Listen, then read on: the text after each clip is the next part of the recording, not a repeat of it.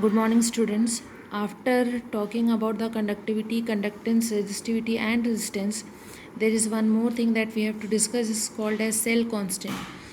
So, what do you mean by cell constant and how it is denoted? So, cell constant is denoted as G star.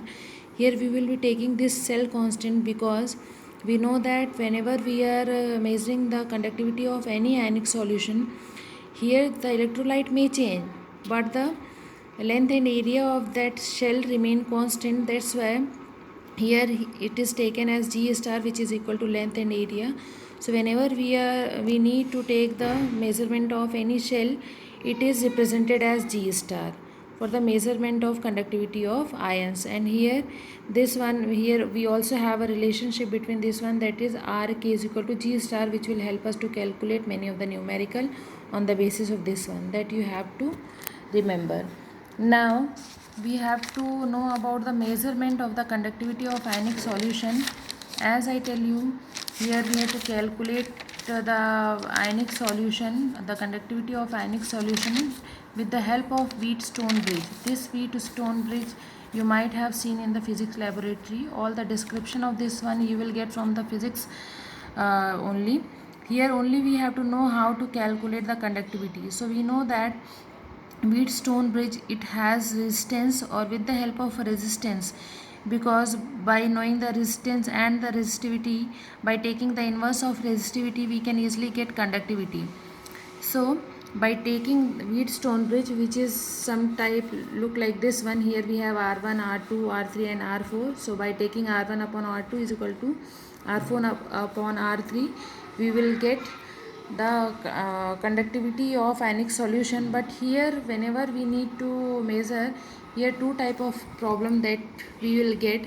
The first problem is that whenever we are passing direct current, so on passing this direct current, whatever the solution are present inside it, this solution may dissociate, or because of the dissociation or decomposition, it may get converted into their ionic form, or because of this one there is accumulation of positive or negative charges takes place. That's why there may be variation in the conductivity takes place. So in place of direct current, we need to pass alternative current. The second problem that we are facing is this one, that this Wheatstone bridge is known to measure the conductivity of metallic solution, but here we have ionic solution. So it is difficult to connect the ionic solution directly because it is in the liquid form, and Wheatstone bridge is known to measure the conductivity of the solid solution. So to get rid of this problem, we have to fill this type of solution in a conductivity cell. A special type of vessel is designed. This vessel is called to be as conductivity cell, which is look like this type of structure. This is a conductivity cell in which we have two platinum rod. Here solution is filled. Here we are taking platinum rod because we know that platinum rod, it is inert in nature. It do not shows any type of reaction. Because of this platinum shell, there is no change in the nature of this electrolyte takes place. So here by filling any type of solution into this shell, we can take the length and area of this one, because for the resistance length and area is needed. So by taking the length and area of this one, we can easily calculate or measure the conductivity of any of the ionic solution. So here this is the way by which we can use the conductivity shell. R is directly proportional to length upon area. R is to remove this directly proportionality. Here we are using this one, that is rho upon rho is equal to rho length upon area, where rho is equal to 1 upon kappa. So by taking R is equal to 1 upon kappa length upon area, we know that because the shell is constant, whatever the length and area of a shell is constant, that's why in place of length and area we can take G star, that already we have discussed earlier. So to calculate conductivity, K is equal to G star upon R. By mean of this one, we can calculate the conductivity of any of the ionic solution. Okay. Now after that we have molar conductivity. So what do you mean by molar conductivity and how to calculate the molar conductivity? So whenever we are talking about the molar conductivity, it is the conducting power of an ion's produced by dissolving 1 molar of electrolyte in solution. This molar conductivity is denoted as lambda m, and we know that lambda m is equal to kappa upon concentration. Here whenever we are taking this one in terms of molarity, it is here we have to take 1000 because molarity we know here we have to take it in either in liter or milliliter. That's why here you have to introduce it with 1000 also. Unit of molar conductivity, that is kappa, that is Siemens per centimeter inverse. For 1000 we will be taking centimeter cube per liter, and for molarity here we will be taking mole per liter. All over we will get Siemens per centimeter square per mole. This is our molar conductivity. So whenever we are taking molar conductivity, here we need to know one thing more, that is called as variation in molar conductivity. So what do you mean by variation in molar conductivity? So whenever we are talking, we know that conductivity totally depend upon the concentration. As the concentration is going on increases, the conductivity also become decreases. Why? Because on increasing the concentration, the solute particles come to each other, and because of the combination they aggregate at one place, and the molecular mass is going on increases. That's why on increasing the concentration, the molar conductivity is going on decreases, or as we are going to dilute the solution, the conductivity is going on increases. So whenever we are talking about the molar conductivity and specific molar conductivity, we have two different things. Molar conductivity is increases with increase in the dilution, but if we are talking about the specific molar conductivity, then specific conductivity will decreases with increase in dilution. So why does it happens?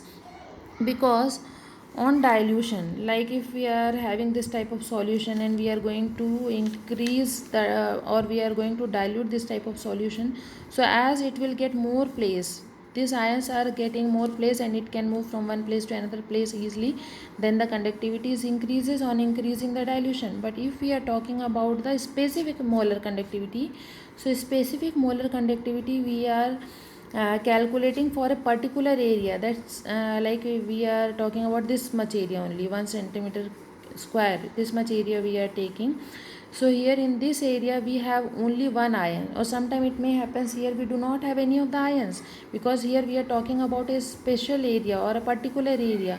If we do not have any of the ions present on that area, so on dilution, here we may get one ions, and here we do not have any of the ions. On dilution, the number of ions is going on decreases, or as the number of ion is going on decreases, the molar conductivity is also going on decreases. So here we have two terms, that is molar conductivity and specific molar conductivity, that is different from each other. Now, variation of molar conductivity in terms of its strong electrolyte.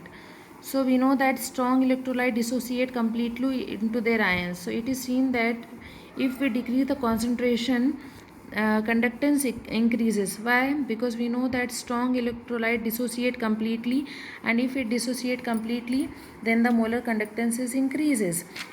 But sometime it does happens कि as the dilution is going on increases, one time we reaches, and at that time there is no any type of means completely they are in the dilution form, and here the concentration is very low. So this point is called to be as limiting molar conductivity, and it is denoted as lambda m naught.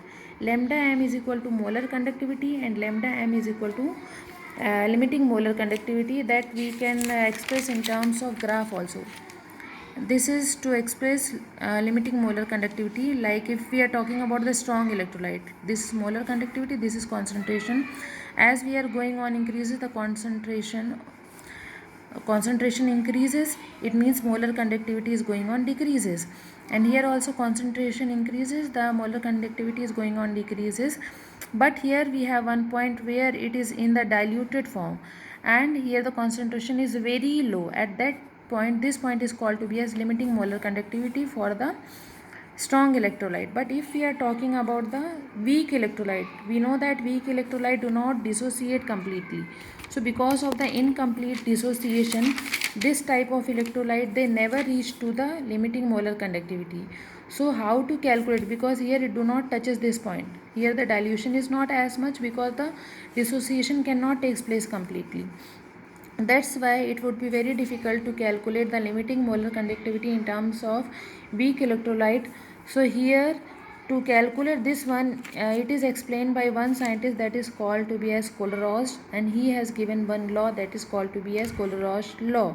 So this law we will discuss in the next class. Thank you.